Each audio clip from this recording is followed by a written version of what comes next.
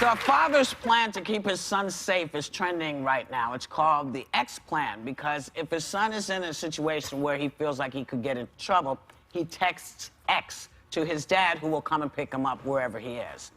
And do you guys do that? Do you see that? I know you don't do it yet. I mean, he's one, he barely texts. Yeah. I mean, I have a 14-year-old, and we absolutely have sort of an exit strategy. I hope that he can just extricate himself if he sees something that's not good for him. And he just did that recently. He was at a party, and there was drinking and pot smoking, and he was like, I need to come home. And I said, come home. Good for him. So that was great. Good for him. He needs to come home. Plus, he's an athlete, so he doesn't want to get into any kind of trouble. But, you know, I think that peer pressure is big, and so I want to give him an out. And I oftentimes don't even need the explanation. You need to get out. You don't need to tell me what's going on. Just come on home, baby.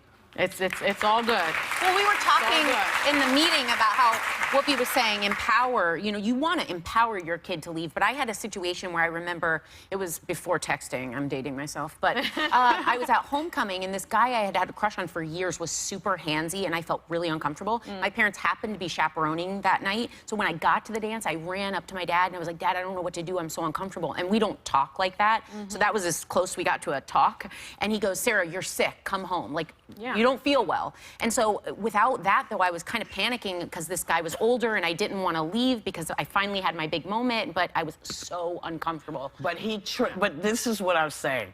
Parents train children. You know, before the days when you had a cell phone, you had to figure this out.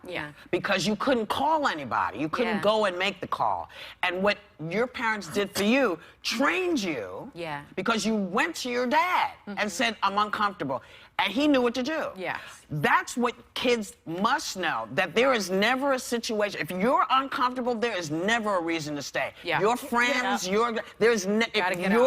if something is saying this is not good, go. I had the opposite when I was raising my kids. She actually had a better sense of what to do than I did. Like, she had a friend who was really I don't know what this kid was up to. Loose. She was loose, she smoked, she drank, but she was such a personality. I said to my daughter, why don't you hang out with her? And she's like, no, I don't think so. And I'm like, go ahead. So basically, she was more mature and smarter about it than I was. I think the hope is... And she still is.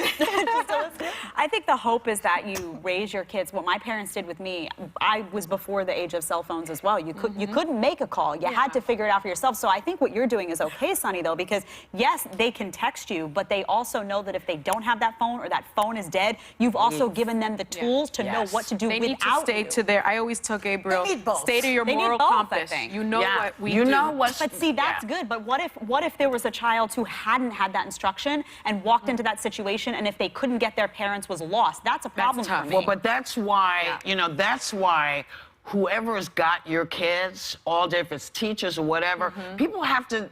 These are things that you hear, they're reiterated. If you are in a situation where you know this is not good, go home. If you have to say something to somebody, if you're a girl, say, you know, my friend just arrived, my friend just came, I gotta go. Those cramps come in handy. You know, those cramps. If if you're a guy, you know, just drop down. Drop down on the floor and go, oh. I'm not feeling well. Gotta go.